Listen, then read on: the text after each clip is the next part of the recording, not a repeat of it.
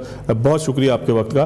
जो सब आप अब तहरीक इंसाफ में हैं नहीं है, क्योंकि आपके ट्वीट के मुताबिक आपने सियासत से ब्रेक लिया था। ठीक है कि आपने पार्टी पोजीशन से भी इस्तीफ़ा दिया, वो ट्वीट हमारे सामने कुछ देर पहले तक था। तो आप अभी तहरीक इंसाफ का हिस्सा हैं, सियासत में हैं, आराम कर रहे हैं, वकालत कर रहे हैं, टीवी शोज़ करना चाहते हैं, यही स्टूडियो आपका हुआ करता था एक वक्त में।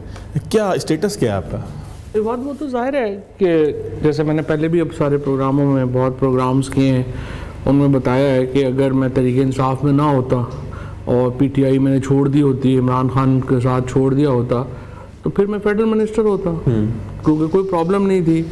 जिस तरह से बाकी फॉर्म 47 में आए हैं, मुझे शायद फॉर्म 47 की भी ज़रूरत ना पड़ती, मैं अपने हल्के से वैसे इलेक्शन जीत जाता। और लेकिन हमने फैसला किया कि नहीं, हमें एक तो ज़ाहिर है एक पर्सनल रिलेशनशिप खान साहब ने जो हमेशा मेहरबानी की और जितनी उन्होंने मोहब्बत दी है, जितना सारे टेन्योर में उनके साथ एक जो उनका पर्सनल एक साथ है वो भी है, लेकिन उससे शायद ज़्यादा हम ये है कि इमरान खान इस वक्त पाकिस्तान के 22 करोड़ लोगों की हाकमियत आला की जंग लड़ रहा है, और इस जंग में इमरान खान का साथ देना बहुत अहम है। क्योंकि अगर ये जंग इमरान खान हारता है तो फिर इसका मतलब यह है कि 22 करोड़ लोग जो हैं वो ये जंग हारते हैं, क्योंकि ये सिंबल इस वक्त इमरान खान है इस जदोजहद का, लिहाजा उनका साथ देना बहुत अहम है। लेकिन चौधरी साहब, जब फवाद अपना इमरान खान साहब को ज़रूरत थी तो उस वक्त आप और आपके दीगर बहुत सारे रुफ़का वो खान साहब का साथ छोड़ गए, तो क्या उस वक्त आपने फ़ील किया था कि इस वक्त खान साहब उस बंद गली में चले गए हैं कि जहाँ पर उनको कुछ देर के लिए छोड़ देना बेहतर है? अब ज़रूरत नहीं है, अब हालात बदल गए हैं। अब तो मेरा ख्याल है उनको आपकी आज ज़्यादा ज़रूरत है, लेकिन अब आप उस सारी चक्की से गुजर के आ गए। इशू ये है कि बेसिकली देखिए ना, जैसे आप जैसे जो लोग हैं जो कि ऑस्ट्रेलिया में या इंग्लैंड में नहीं बैठे हुए और आपने डायरेक्टली देखा पाकिस्तान में जो कुछ हुआ, आपका ये सवाल थोड़ा सा इसलिए दुरुस्त नहीं है कि आपने खुद वो बर्बरियत और फस्तायत देखी है जो पाकिस्तान में बरती गई, और जिस तरीके से लोगों को सियासत से अलहदा किया गया, जमातों से अलहदा किया गया, वो आपके सामने है। फिर 8 फरवरी आया है, मैं तो ज़ाहिर तकरीबन 7 महीने जेल में रहे हैं, और उससे पहले भी सारा जो है वो भी सामने आपके। तो ये एक पाकिस्तान में जो एक रेवोल्यूशन आया, जो वोट लोगों ने दिया, उसके बाद जो है और भी ज़रूरत है कि अब उसको कंक्लूड होना चाहिए और इमरान खान को जेल से बाहर आए और जो पाकिस्तान के अवाम ने फ़ैसला दिया है उनके हक़ में उसको इम्प्लीमेंट किया जाए। तो ये सब दो इसके अंदर पहलू निकलते हैं। एक तो आप कानूनी माहिर हैं, ज़ाहिर है कि लेजिस्लेटर भी रहे हैं और साथ साथ आप वकील भी हैं। खान साहब के ऊपर जो केसेस हैं सारे, आपको उसमें उन्हें अब कोई रिलीफ मिलता दिख रहा है? अगर वो रिलीफ मिल भी जाता है तो आगे खान साहब बाहर आते दिखाई दे रहे हैं आपको? इमरान खान के ऊपर जो केसेस हैं वो तो बड़े मज़ाक़ा खेज़ हैं। पहले जो उनके ऊपर केसेस हैं, मसलन आपने साइफ़र का हाल देख ही लिया जो हाई कोर्ट में हुआ, उसके बाद आपने जो इद्दत केस जिस तरह से चल रहा है वो एक मजाक है, वो आप देख ही रहे हैं। अलकादर ट्रस्ट जो है वो बिल्कुल एक मतलब वाहियात बात है, उसको में क्या 190 मिलियन डॉलर में तो आप पूरा पोठवार ख़रीद लेंगे जितनी वहाँ पे हालात हैं। ज़ाहिर है वो तो ऐसा केसेस जो हैं उनकी कोई हैसियत नहीं है। 9 मई के जो केसेस हैं उनकी एविडेंस आपने कल देख ही ली है कि जो एविडेंस है कि वो कोई नहीं, तो केसेस उनके ऊपर बड़े मज़ाक़ा खेज़ हैं। ये कोई पनामा क्या केसेस नहीं है जो नवाज शरीफ के ऊपर जिस तरह के मजबूत केसेस जो आए, एक इंटरनेशनल स्कैंडल्स आए और उसमें नवाज शरीफ और उनका ख़ानदान आया था, ये केसेस बड़े मुख्तलिफ हैं उससे। लिहाजा ये केसेस की बात नहीं है, ये बात पॉलिटिक्स की है। इमरान खान जो इस वक्त पावर्स हैं उनको सियासी तौर पे सूट नहीं करता कि इमरान खान जो हैं वो बाहर आए।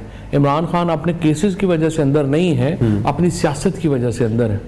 तो ये सब एक सवाल पैदा ये होता है कि आप, ठीक है कि मैं आपको हम जानते हैं आप एग्रेसिव ज़रूर हैं सियासत के अंदर, लेकिन आप सियासत को सियासत की तरह करते रहें। जिस तरीके से सियासत में दाव पेच होते हैं, कभी आप गुफ्तगू की तरफ जाते हैं, कभी आप मज़ाहमत की तरफ जाते हैं, लेकिन चौधरी परवेज़ इलाही के एक बयान से ये शक पैदा हुआ कि हुकूमतें तुड़वाने वाले पंजाब और KPK की, चौधरी परवेज़ इलाही की और दूसरी आपका हाथ था, और आप उन लोगों में थे कि जो खान साहब को चढ़ाते थे कि खान साहब एक ऐसे पॉइंट पे चले जाएं जहाँ से वापसी मुमकिन ना हो। इनकलाब भी शायद आप लोगों को नज़र आ रहा था। तो ये हकीकत है या एक परवेज़ इलाही के बयान से हमने गलत तासुर लिया? बात यह है कि जो असम्बलियाँ तुड़वाने की बात है, मैं अब भी समझता हूँ कि अगर तहरीक इंसाफ आज सियासी तौर के ऊपर इतनी मजबूत है और अगर उसका इतना एक इन्फ्लुएंस है इस वक्त कि सियासत सारी इमरान खान और तहरीक इंसाफ के इर्द गिर्द घूम रही है, तो उसकी बहुत बड़ी वजह असम्बलियों से बाहर आने का फ़ैसला है और निज़ाम के ख़िलाफ़ खड़ा होने का फ़ैसला है। देखें, आप ये दो कश्तियों पे पैर नहीं रख सकते।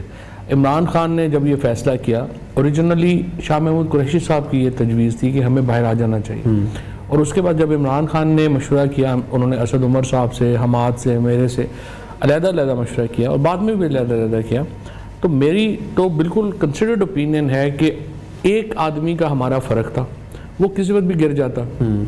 हमने असम्बलियाँ तोड़ के हुकूमत को अपने घुटनों पे ले आए, उनके पास कोई जवाब ही नहीं था इस पॉलिटिकल मूव का। उन्हें आइन तोड़ना पड़ा, 90 दिन में इलेक्शन नहीं कराए इलेक्शन कमीशन ने और हुकूमत ने, और अपने आप को एक कॉन्स्टिट्यूशनल जो आर्टिकल 6 की लाइबिलिटी है उसको एक्सपोज किया है इलेक्शन कमीशन ने। ये इतनी बड़ी मूव थी। एक तरफ पीटीआई जो, और जहाँ दो जगह जहाँ पे हमने असम्बली नहीं तोड़ी, आप जीबी और कश्मीर वहाँ पे देख लें पार्टी जो है उसमें क्या बना, क्या हाल हुआ। अगर हम यहाँ पे भी ना तोड़ते पंजाब में और फेडरेशन से बाहर ना आते, तो हमारे सारे एमएनए एमपीएस उसी तरह निज़ाम का हिस्सा बन चुके होते, कोई बाहर जा रहा होता, कोई कमेटियों के रोले में पड़ा हुआ होता। सो हमने तो ये मूव करके एक इतनी बड़ी पॉलिटिकल मूव की कि इसका जवाब ही हमारे मुखालिफिन के पास नहीं था और उन्हें आइन तोड़ना पड़ा हमारे इस पॉलिटिकल मूव के जवाब में।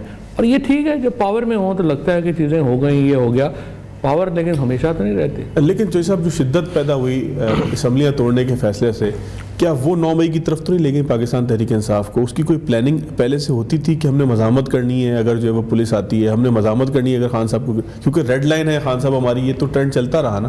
तो इस सारे सिनेरियो के अंदर आपको नहीं लगता कि पहली ईंट थी उस शिद्दत की तरफ कि जो 9 मई की तरफ तहरीक इंसाफ को ले गई? ऐसी बात नहीं है, उसमें तो जो पोलिटिकल पार्टीज़ होती हैं वो रजिस्ट भी करती हैं, वो जलसे जुलूस भी करती हैं, तो इसका मतलब ये तो नहीं है कि आप बैठ ही जाएंगे। सो जो भी फैसला जो भी ये हमने किया, जिस तरह मैं आपको कह रहा हूँ, असूली तौर के ऊपर तो आप ये कहें ना कि सुप्रीम कोर्ट के फैसलों को भी नहीं माना गया। अभी जो जस्टिस अतर मिनल्ला साहब का नोट आया है अभी फैसले में, उसमें उन्होंने सीक्वेंस बताया है कि किस तरह से इलेक्शन कमीशन अपनी जिम्मेदारियां अदा करने में नाकाम हुआ। और ये जो नोट है सुप्रीम कोर्ट में अतर मिनल्ला साहब का, it will go a long way to election commission, और ये हाई ट्रिजन है जिस तरीके से उन्होंने किया। तो जहाँ तक ये पीटीआई की सियासत में अग्रेशन का ताल्लुक है जिसका आप इशारा कर रहे हैं, देखिए पीटीआई की पॉलिटिक्स बेसिकली जो है ना वो मिडिल क्लास की पॉलिटिक्स है। मिडिल क्लास बहुत लाउड होती है, इनके पास, हमारे पास बंदूकें तो नहीं है, हमारे पास जो है वो तशद्दुद का तो हम रास्ता नहीं अपना सकते, लेकिन मिडिल क्लास की पॉलिटिक्स हमेशा बड़ी लाउड होगी। और ये तब्दीली जो हमने इलेक्शनों में देखी है, जो पहले हमने 19 इलेक्शन जो पंजाब के हुए उनमें रिजल्ट देखे, और फिर ये अभी 8 फरवरी का जो मिरेकल देखा, ये उसी एग्रेशन की वजह से है कि तहरीक इंसाफ ये कामयाबियां समेट पाई है।